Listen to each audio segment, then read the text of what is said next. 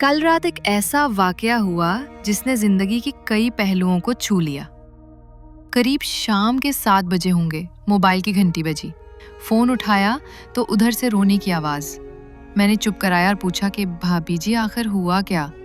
उधर से आवाज आई, आप कहाँ हैं और कितनी देर में आ सकते हैं। मैंने कहा आप परेशानी बताएं और भाई साहब कहाँ हैं और माँ जी किधर हैं, आखिर हुआ क्या है। लेकिन उधर से सिर्फ एक ही रूट कि आप फौरन आ जाइए। मैं उसे मुतमईन करते हुए कहा कि 1 घंटा लगेगा पहुंचने में। जैसे तैसे घबराहट में पहुंचा। देखा कि भाई साहब जो हमारे जज दोस्त हैं सामने बैठे हुए हैं। भाभी जी रोना चीखना कर रही हैं। 12 साल का बेटा भी परेशान है और 9 साल की बेटी भी कुछ कह नहीं पा रही है। मैंने भाई साहब से पूछा कि आखिर क्या बात है। भाई साहब कुछ जवाब नहीं दे रहे थे। फिर भाभी जी ने कहा, ये देखिए तलाक के कागजात कोर्ट से तैयार करा कर लाए हैं, मुझे तलाक देना चाहते हैं। मैंने पूछा ये कैसे हो सकता है, इतनी अच्छी फैमिली है, 2 बच्चे हैं, सब कुछ सेटल्ड है।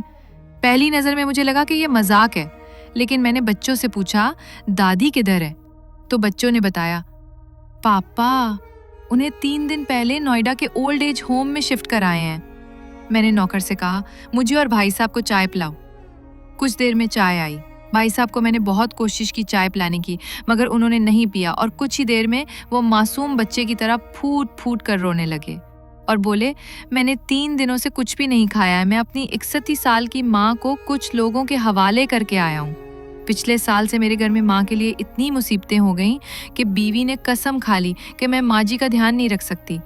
ना तो ये उनसे बात करती थी और ना मेरे बच्चे उनसे बात करते थे। रोज मेरे कोर्ट से आने के बाद माँ बहुत रोती थी। नौकर तक भी उनसे खराब तरह से पेश आते थे और अपनी मनमानी करते थे। माँ ने 10 दिन पहले बोल दिया तो मुझे ओल्ड एज होम में डाल दे।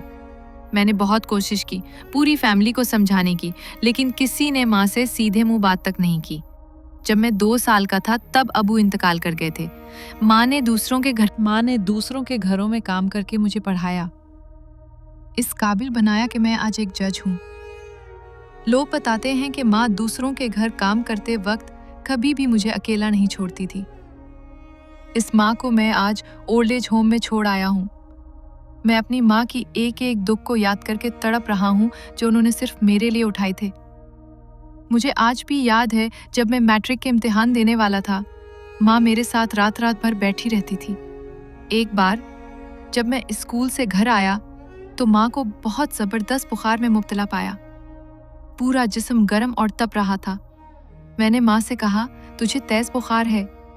तब माँ हंसते हुए बोली, अभी खाना बनाकर आई हूँ इसलिए गर्म है। लोगों से उधार मांगकर मुझे यूनिवर्सिटी से LLB तक पढ़ाया।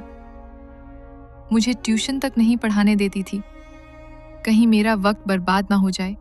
कहते कहते और ज्यादा जोर से रोने लगे और कहने लगे, जब ऐसी माँ के हम नहीं हो सके तो अपने बीवी और बच्चों के क्या होंगे।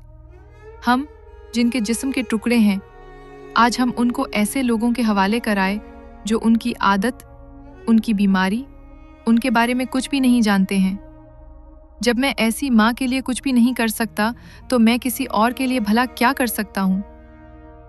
आजी अगर इतनी प्यारी है और माँ इतनी बोझ है तो मैं पूरी आजी देना चाहता हूँ।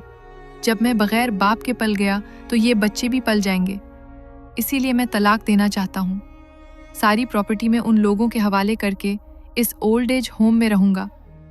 वहां कम से कम माँ के साथ रह तो सकता हूँ। और अगर इतना सब कुछ करने के बावजूद माँ ओल्ड एज होम में रहने के लिए मजबूर है तो एक दिन मुझे भी आखिर जाना ही पड़ेगा। माँ के साथ रहते रहते आदत भी हो जाएगी। माँ की तरह तकलीफ तो नहीं होगी। जितना बोलते इससे भी ज्यादा रो रहे थे। इसी दरमियान रात के 12:30 हो गए।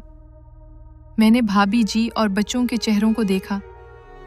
उनके चेहरे पछतावे के जज्बात से भरे हुए थे। मैंने ड्राइवर से कहा, अभी हम लोग ओल्ड एज होम चलेंगे। भाभी जी, बच्चे, हम सारे लोग ओल्ड एज होम पहुंचे। बहुत ज्यादा दरखास्त करने पर गेट खुला। आई साहब ने गेट कीपर के पैर पकड़ लिए। बोले, मेरी माँ है, मैं उसे लेने आया हूँ। चौकीदार ने पूछा, क्या करते हो साहब? भाई साहब ने कहा, मैं एक जज हूँ।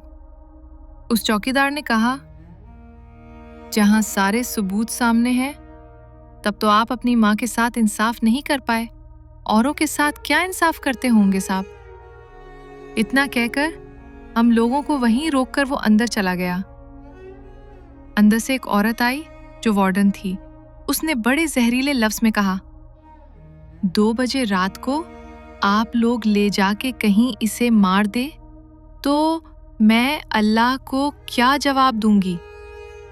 मैंने वार्डन से कहा, बहन आप यकीन कीजिए, ये लोग बहुत पछतावे में जी रहे हैं।